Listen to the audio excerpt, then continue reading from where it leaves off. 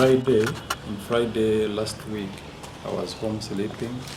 It was still at night at 6 in the morning.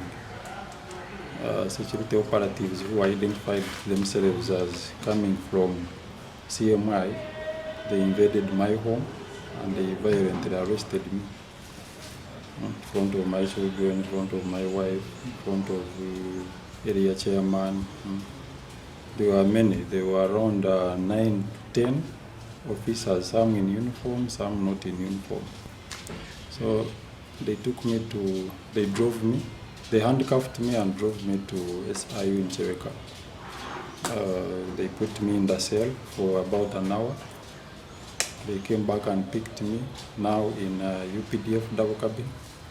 They covered my head and they took me to CMI, torture chamber, where I was tortured for about 6 hours, being interrogated about my new book, which I have not yet released, Banana Republic, where writing is treasonous.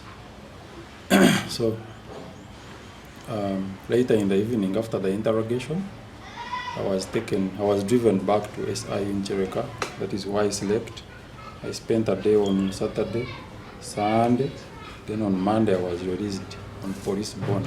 The story in your book, Banana Republic, and why is that the state is scared, is in panic about this book? So, my book, Banana Republic, where writing is treasonous, I wrote it in June this year, some few months ago, and I finished writing it, and I am about to release it officially. I've finished everything that is needed to release a book, a very final book.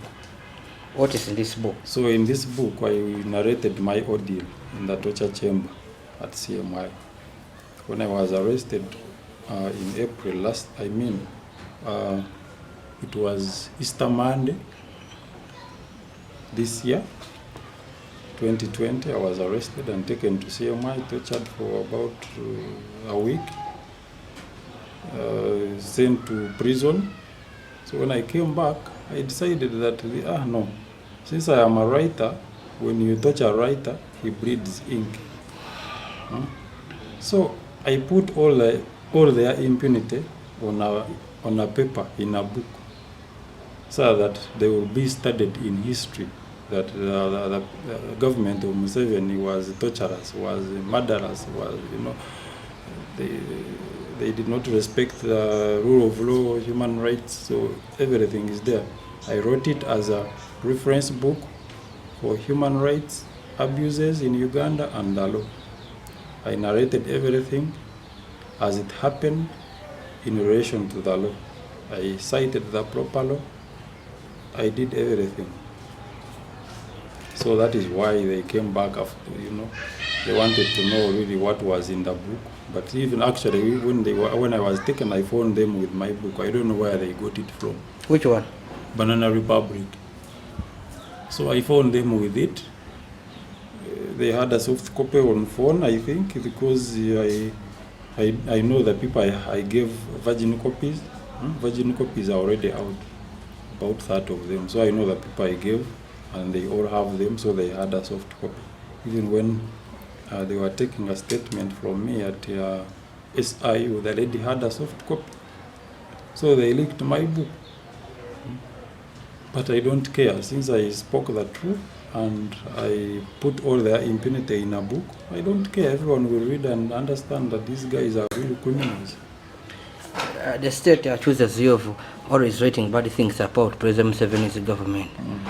Why? Is that true? I cannot write bad about someone, no. Of course, for me, I write the truth. Is it okay? They took me and tortured me. So should I just narrate that I was taken and given wine and beer and goat's meat? Of course, I have to tell the truth that I was taken and arrested. I was arrested and tortured. So if I narrate my story, is it bad? If they think that it is bad, why do they have to arrest me and torture me? Supposing you get a chance to meet the president, what issues do you have at hand? Which you could tell him for the betterment of this country? For this country to be better, we don't need Museveni. And I cannot expect anything good to be out of him. We have had enough of him. He has been a president for how many years? 34. So what has he not done that we expect it to be done in 4 years, in the next 5 years? Nothing. So we expect the same. Even if we say we are adding him another 5 years, we cannot expect transformation. Of course, we expect the usual that he has been doing.